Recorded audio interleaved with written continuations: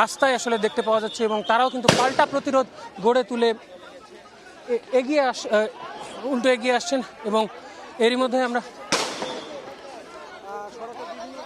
দেখতে পাচ্ছি যে এখানকার হামলাকারীদের যে ইট পাটকেলের বিরুদ্ধে পুলিশ যেমনটা করছে, তারা তাদের জায়গা থেকে সাউন্ড গ্রেনেড মতো ফাঁকা গুলি যেই সেগুলো আসলে তারা আসলে ব্যবহার করছেন, তাদেরকে ছত্রভঙ্গ করে দেওয়ার চেষ্টা করছেন। এবং ওই যে যেমন বলছিলাম, পুলিশেরই যেই চেকপোস্টের যেগুলো আসলে যেই ব্যারিকেডের জন্য যেগুলো আসলে তারা ব্যবহার করেন, সেগুলোকে ঢাল হিসেবে ব্যবহার করে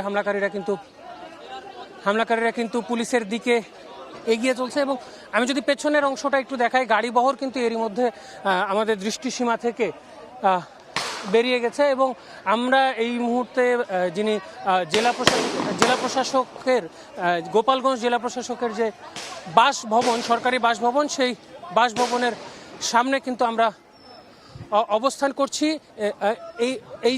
এই বাসভবনটি দর্শক আপনারা যেটি দেখতে পাচ্ছেন, সেটি কিন্তু গোপালগঞ্জের যিনি জেলা প্রশাসক রয়েছেন তার, সেই জন্য আসলে এইখানটাতেই এর সামনে যেন আর এগিয়ে আসতে না পারে সেই জায়গাটা লক্ষ্য রেখেই কিন্তু পুলিশ সদস্যরা তাদের কাজ করে চলেছেন। এবং আমরা যদি বলি দর্শক যে এখানকার যে পরিস্থিতি, সেটি এখনো কিন্তু শান্ত হবার কোনো নাম কথাই আমরা দেখছি না।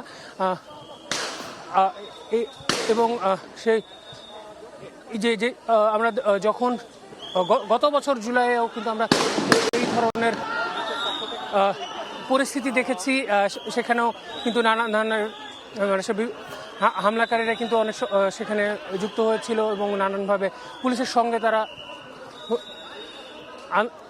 তারা আসলে অন্যদের বিরুদ্ধে নেমেছিল। সেই জায়গা থেকে এখন পুলিশ কিন্তু হামলাকারীদের বিরুদ্ধে, অর্থাৎ এখানে যারা অবস্থান নিয়েছেন, যেমনটা আসলে এনসিপি নেতারা বা যাদের প্রোগ্রাম ছিল তারা আসলে যেমনটা আসলে বারবার অভিযোগ করছিলেন যে গোপালগঞ্জে যেহেতু আওয়ামী যেই দলটি আসলে আওয়ামী লীগ যেটি আসলে দীর্ঘ সময় ক্ষমতায় ছিল এবং পরবর্তীতে নিষিদ্ধ হয়, তাদের সমর্থকের সংখ্যা বেশি, তাদের জায়গা থেকেই এই হামলা করা হয়েছে এমনটা কিন্তু তাদের অভিযোগ। এবং যেমনটা বলছিলাম দর্শক, পুলিশ এবং হামলাকারীরা এখন কিন্তু বেশ কাছাকাছি অবস্থান করছে এবং একের পর এক ইট কিন্তু দর্শক আসছেই। এবং হামলাকারীরা কিন্তু এগিয়ে চলে এসেছে অনেকটাই তাদের আগের জায়গা থেকে। আমি যদি বলি, পুলিশ যেই আসলে টিয়ার গ্যাস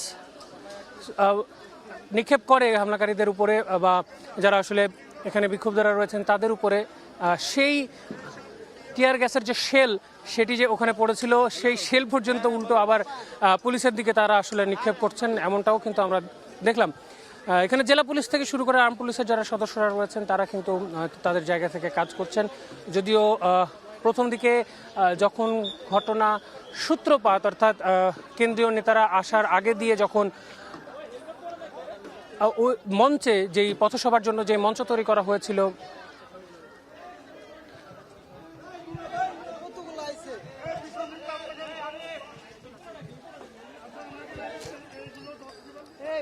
যেমনটা বলছিলাম দর্শক, যে যারা হামলাকারীরা রয়েছেন বা দুর্বৃত্ত যারা রয়েছেন তারা কিন্তু তাদের জায়গা থেকে বার করে তাদের প্রতিরোধ গড়ে তুলছে, তাদের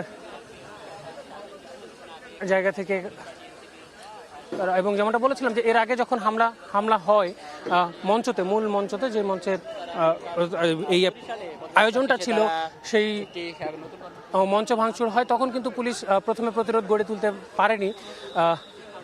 সেই জায়গা থেকে সেখানেও এনসিপি যারা নেতারা যাদের প্রোগ্রাম ছিল তাদের জায়গা থেকে অভিযোগ করা হচ্ছিল। পরবর্তীতে পুলিশ সুপার নিজে কিন্তু ঘটনাস্থল পরিদর্শন করেন এবং